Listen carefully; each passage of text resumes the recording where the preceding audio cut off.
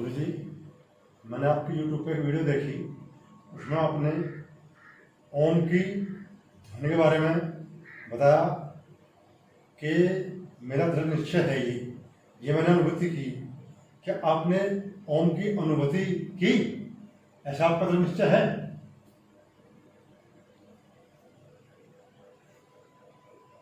सुभाष जी का प्रश्न है कि क्या आपको अंदर ओम की अनुभूति हुई, ओम की आवाज सुनाई दी? यही प्रश्न है जी आपका? जी।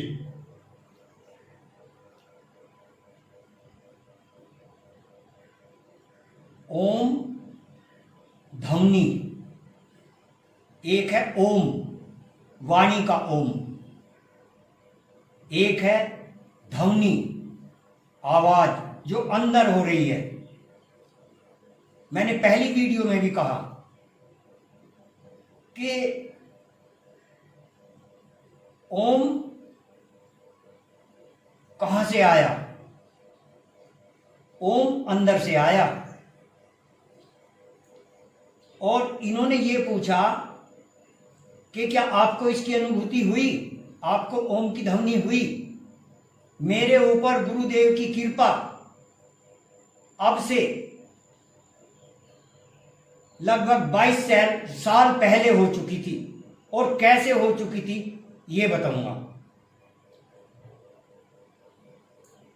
हम रात को लगभग 1 बजे साधना में बैठे, धारणा की 1 घंटे तक। उसके बाद जैसे ही हम कमरे से उठकर बाहर आए बरामदे में, तो हमें ओम की ध्वनि गरजने लगी। ओम की ध्वनि होने लगी, जिसको अनहद नाद भी कहते हैं, अनाहत नाद भी कहते हैं, और खड़े खड़े होने लगी। ध्यान जब धारणा कर रहे थे उस समय नहीं हुई। जब बाहर आए बरामदे में तो खड़े खड़े ध्वनि होने लगी, आवाज होने लगी। कहां? यहां ब्रह्मरंध्र में। तो इसीलिए तो हमने पहली वीडियो में कहा दृढ़ निश्चय। अब सुभाष जी ने वही दृढ़ निश्चय पकड़ लिया हमारा। ये समझ नहीं पाए पूर्ण रूप से, पर चलो कोई बात नहीं है। दृढ़ निश्चय या दृढ़ता से वही आदमी कह सकता है जो उस कार्य में निपुण होगा, उसकी अनुभूति होगी। देखो मित्रों, जो आदमी बोलता है समझ लो जानता है। जो आदमी बोलता है समझ लो जानता है, और जो आदमी बोलता है जानता नहीं, समझ लो मूर्ख है। हमारे अंदर ये विशेषता है, गुरुदेव की कृपा है। हम जो बोलते हैं समझ लो जानते हैं। अब सुभाष जी उस दृढ़ निश्चय को समझ नहीं पाए।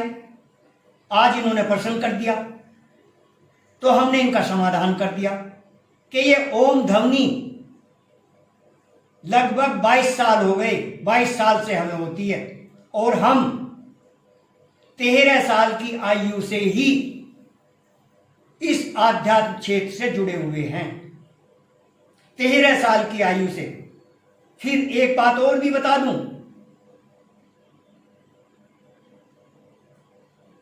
शादी भी हुई, बच्चे भी हुए, पालन भी हुआ, सब कुछ हुआ, और ये ओम ध्वनि परिवार में रहते रहते गुरुदेव की मेरे ऊपर कृपा हो गई थी। लोग ये कह देते हैं ना, कहते जी ये तो साधुओं का काम है, सन्यासियों का काम है, या ये तो विरक्त लोगों का काम है।